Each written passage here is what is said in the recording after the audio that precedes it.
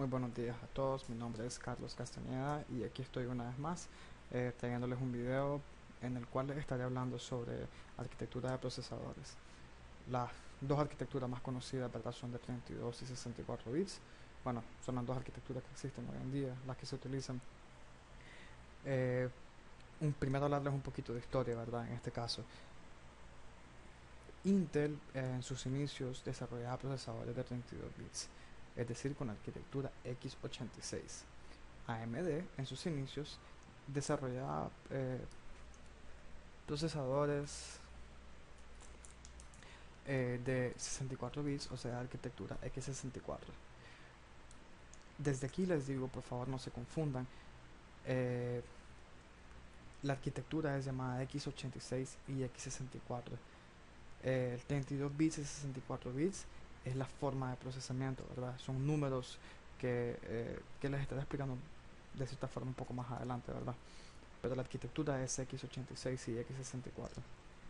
Ahora, después de no sé cuánto tiempo, Intel y AMD decidieron unirse e hicieron un contrato o algo por el estilo, en el cual decían que ambos podían desarrollar procesadores de ambas tecnologías, o de ambas arquitecturas, mejor dicho, 32 y 64 bits.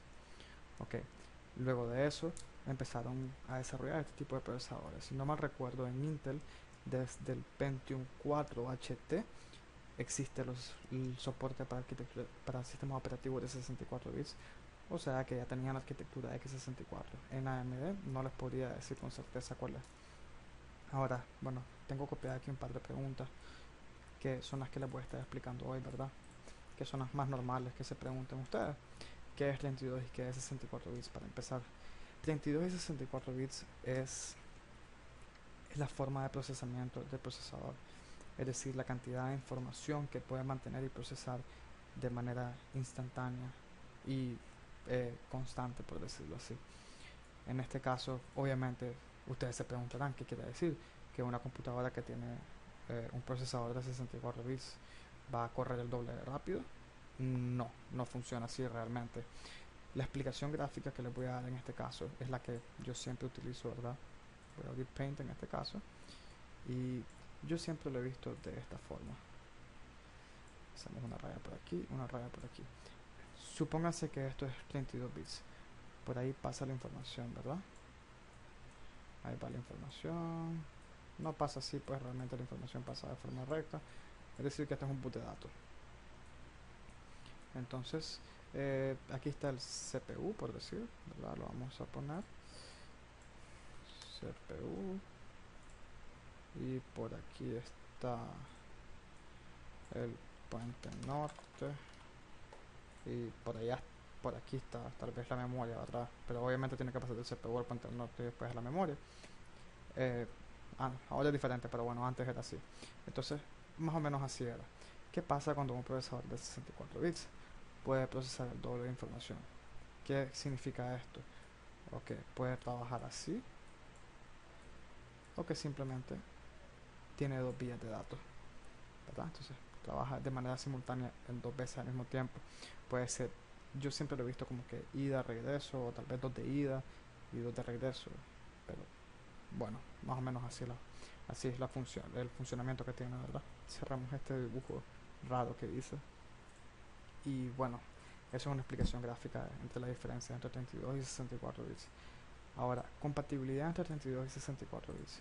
Mucha gente tiene esa idea de que, si instalo 64 bits no voy a poder utilizar las aplicaciones que normalmente utilizo. Eso es falso, totalmente falso.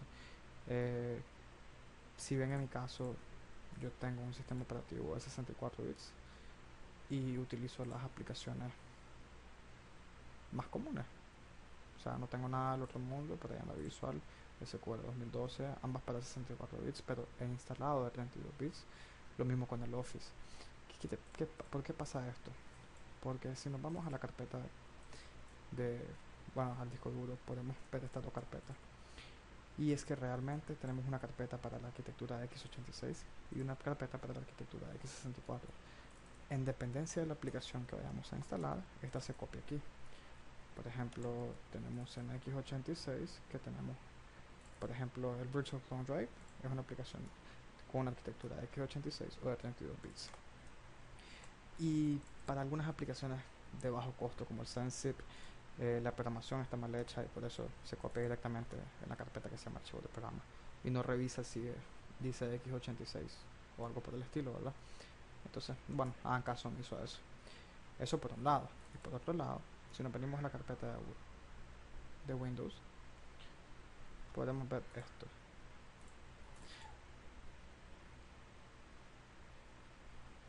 Tenemos una carpeta de syswall64 y una carpeta de system32. ¿Por qué pasa esto? Porque de cierta forma los sistemas operativos de 64 bits pueden emular las aplicaciones de 32 bits. Entonces es por eso que sí hay retrocompatibilidad entre un sistema operativo de 64 bits y una aplicación de 32 bits. Ahora, ¿cuál es la diferencia? Entonces, en esta parte de la diferencia lo voy a explicar junto a esto porque se me haría más fácil.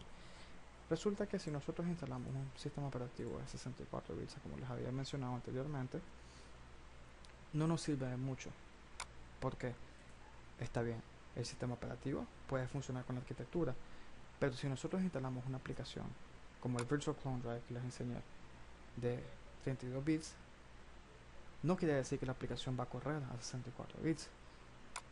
¿Qué significa esto? Que para ustedes, aparte de instalar el sistema operativo de 64 bits, van a necesitar instalar una aplicación de 64 bits para aprovechar esto, ¿verdad? Entonces, es como una combinación de las dos cosas. Por eso siempre si tienen un sistema operativo de 64 bits, es recomendable que ustedes utilicen las aplicaciones de 64 bits. Revisemos en este caso, tal vez dice Word por algún lado que es la de 64 bits. No, desafortunadamente no, pero es la aplicación de 64 bits. Ahora, soporte de memoria. ¿Qué pasa con el soporte de memoria? Todos estamos acostumbrados a escuchar que un sistema de 64 bits reconoce de 4 GB en adelante y un sistema operativo de 32 bits reconoce menos de 4 GB, ni los 4 GB, ¿verdad? Bueno, esto es falso por cierta parte. ¿Por qué es falso? Pues resulta que un sistema de 32 bits sí lee 4 GB. El problema de esto es que existe algo que se llama, lo voy a escribir por aquí, mapeo de memoria, que básicamente es la cantidad de memoria utilizada por los dispositivos que tenemos conectados a nuestra computadora, ya sean los PCI internos como el puerto LAN, ¿verdad? O sea, el internet, o tarjetas de sonido, o tarjetas de Ethernet externas conectadas a puertos PCI, o incluso tarjetas de video en algunos casos. Entonces, para nuestra computadora poder utilizar eso, ellos necesitan utilizar memoria de tipo RAM para poder correr estos dispositivos que tenemos conectados. Entonces, por favor, quítense la idea de que un sistema operativo de 32 bits no reconoce 4 GB. Si los reconoce, simplemente él solo muestra la cantidad utilizable por el usuario. La otra cantidad utilizada por el mapeo de memoria no la presenta en las propiedades de mi PC. Por ejemplo, en Windows XP, ¿verdad? Si no mal recuerdo, en Windows, desde Windows Vista SP1 o SP2, no recuerdo muy bien. Si ustedes ponían propiedades de mi PC y tenían 4 GB, les salían los 4 GB y les decía 3 puntos y tanto disponible. Y bueno, y esa es la explicación también del por qué vemos a veces 3.25 GB disponible, 3.50 GB disponible, 3.75 GB disponible, porque no todas las computadoras utilizan los mismos dispositivos. Algunas ocupan menos, algunas ocupan más, y es por eso que presenta una cantidad diferente en diferentes sistemas de cómputo. Aparte de eso, tengo una ventana por aquí, ¿verdad? Que es esta. ¿Cuál es la diferencia entre versiones de 32 bits y 64 bits? Les voy a dejar el link, ¿verdad? Por ahí, para que lo puedan observar y puedan leer esto, ¿verdad? Es muy importante que sepan esta información. Algunos aspectos, bueno, como este por aquí, si un usuario está ejecutando una versión de 64 bits de Windows, ¿necesita controladores de 64 bits para su dispositivo? Sí. Es muy importante que sepan esto. Si van a descargar los controladores de sus dispositivos, van a necesitar controladores especiales para 64 bits. En caso de que instalen controladores de 32 bits, pueden obtener pantallazos azules, que la computadora se les pega o que el dispositivo no funciona correctamente. Ventajas de utilizar un equipo de 64 bits. Bueno, supongo que aquí tenemos esa ventaja. Eh,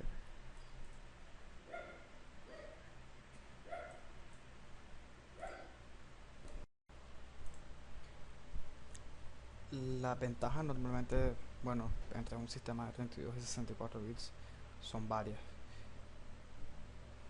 En este caso, bueno, estaba tratando de buscar dónde salía eso, pero bueno, eh, ¿qué podríamos decir referente a las ventajas? Podemos soportar más de memoria de tipo RAM. Además de eso, si utilizamos un sistema operativo de 64 bits junto a un software de 64 bits, entonces obtendremos mejor rendimiento en las aplicaciones, ya que el procesador podrá procesar, valga la redundancia, de manera más efectiva. Aparte de eso, ¿qué más obtenemos? Un equilibrio, un balance entre nuestro software y nuestro hardware, sacando el mejor provecho de nuestra computadora, obteniendo mejor productividad. Así que eso sería referente a las ventajas que podemos obtener. Básicamente diría que eso es todo eh, con respecto a 32 y 64. Bueno, y otra pregunta muy importante que probablemente se hacen o me van a querer hacer es ¿qué sistema operativo van a utilizar? ¿32 bits o 64 bits con su computadora? Eh, yo en lo personal recomendaría que cualquier computadora que posea al menos 3 GB de RAM pueda montar un sistema operativo de 64 bits. Razón de esto no es por el hecho de que 64 bits soporte tanta cantidad de RAM o por otra cosa. Simple y sencillamente porque una aplicación de 64 bits e incluso el sistema operativo utiliza más memoria. Es decir, que un sistema operativo de 32 bits puede ocupar de entrada 700 megas, 500 megas o algo por el estilo. Uno, ya con todas las aplicaciones instaladas, ¿verdad? Es típica. Uno de 64 bits puede ocupar 800, 1 giga, incluso 1.1 giga. Así que esa sería una eh, recomendación. El procesador no diría que fuera muy importante porque con el simple hecho de que soporte ese tipo de procesamiento, entonces es compatible con el sistema operativo de 64 bits. Pero la memoria sí es una limitante definitivamente en este caso. Obviamente si tienen 4 GB o más, 64 bits es la única opción que tienen. No van a poner 32 bits porque la computadora no les va a reconocer más de 4 GB.